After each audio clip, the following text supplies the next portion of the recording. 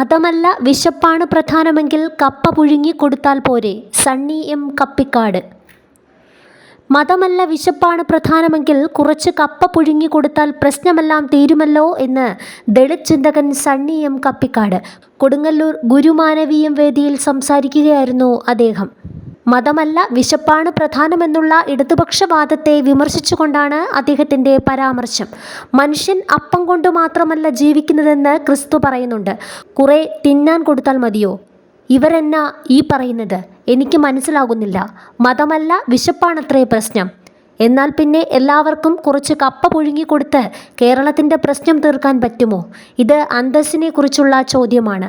കുചേലവൃത്തം വഞ്ചിപ്പാട്ട് പാടി ഒരു ജനതയെ വഞ്ചിക്കാമെന്ന് വിചാരിക്കരുത്. കമ്മ്യൂണിസ്റ്റ് ആയാലും കൊള്ളാം, ആരായാലും കൊള്ളാം. ഇത് ഞാൻ പറയുന്നത് ചരിത്രത്തെ ബോധ്യമുള്ളത് കൊണ്ടാണ്.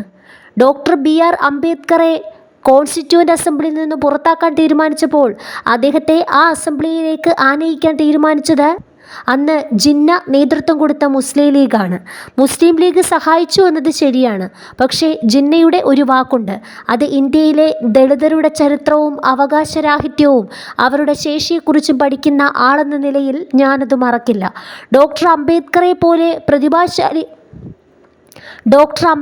പോലെ പ്രതിഭാശാലിയായ മനുഷ്യൻ്റെ സേവനം ഇന്ത്യക്ക് നഷ്ടപ്പെട്ടുകൂടാ എന്നാണ് ജിന്ന പറഞ്ഞത്. അത് പറയാൻ ജിന്നയെ ഉണ്ടായിരുന്നുള്ളൂവെന്ന് തിരിച്ചറിയാനുള്ള ബോധം കേരളത്തിലെയും ഇന്ത്യയിലെയും ദളിതർക്കുണ്ട്. സണ്ണി കപ്പിക്കാട് പറഞ്ഞു.